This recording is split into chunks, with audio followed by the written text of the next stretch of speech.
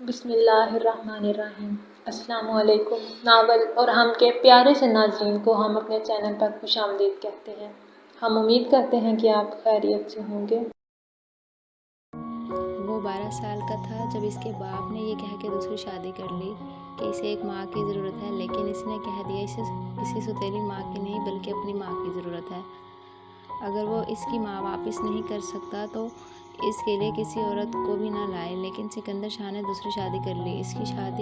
इसकी दूसरी शादी की वजह कोई भी क्यों ना हो, लेकिन वो इस दिन अपने बेटे के दिल से उतर गया। अपनी माँ की जगह किसी औरत को देख के इसे इस औरत से भी नफरत होने लग गई थी। तो वो अपने बाप को छोड़कर अमेरिका आ गया। अपनी तालीम मुकम्मल करके इसने यहीं पर अपना बिजनेस को बढ़ाने का फैसला किया। वो इस जगह जाना पसंद नहीं करता जहाँ जागीरदार सिकंदर शाह ने आने के इम्कानात होते। बाप इसका चेहरा देखने को तरसता था और ये चीज़ें सुकून देती थी। इसका बेटा ये ना सोचे कि इसका बाप इससे ज़्यादा किसी और से मोहब्बत करता है। इसने आमना से माँ बनने का हक छीन लिया। वो जालिम था, इसलिए इसके बेटे से ज़्यादा अहम और कुछ नहीं था। वो चाहता था कि सिर्फ इसका बेटा ही इसे बाबा जान कहकर पुकारे। आमना एक बेहद हसीन लड़की थी। वो इसके बाप ने खुद ही सिकंदर शाह को ऑफर की थी कि इसकी बीवी मर चुकी है तो क्यों ना वो इसकी बेटी से शादी कर ले। और जब निकाह तय पाया तब फ़ोन पर इसे पहले ही बता चुका था कि वो जुलार के अलावा किसी और को लाद नहीं चाहता। इस शर्त को मंजूरी देकर ही आमना के बाप ने निकाह करवाया था सिकंदर शाह से। बहुत दौलतमंद था और आमना को हर तरह की खुशी दे सकता था। वो आमना की माँ ने भी इसे यही कहा था कि वक्त गुजरते तुम सिकंदर शाह को खुद से मोहब्बत करने पर मजबूर कर देना। वो खुद तुम्हारे वजूद से औलाद की ख्वाहिश करेगा। लेकिन ये सिर्फ एक ही ख्वाहिश ही रह गई थी। आमना कभी इस बच्चे की माँ न बन सके। जुलार के लिए इसके दिल में कोई खोट न थी। वो हमेशा इसे सच्चे जज्बात से ही मिली थी। इसे लगा था कि शायद जुलार भी इसे माँ के रूप में कबूल करके इसकी ममता को ठंडक देगा, लेकिन ऐसा कभी ना हुआ। और इसे नफरत करता था, बेइंतहा नफरत। इसे आमना के वजूद से उलझन थी और इसे बर्दाश्त नहीं कर सकता था।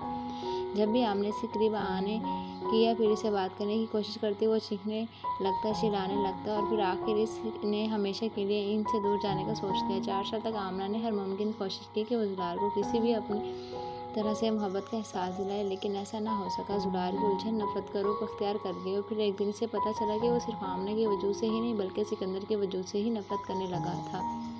इसे अपने बाप की ज़ात से भी मोहब्बत नहीं थी। वो अपने बाप से भी दूर रहना चाहता था। 12 साल की उम्र में एक रात वो अपने बाप के कमरे में आया। जुलार, मेरा बच्चा, तुम बाहर क्यों खड़े हो? अंदर आओ मेरी जान। इसे कमरे के दरवाजे पर खड़े देखा।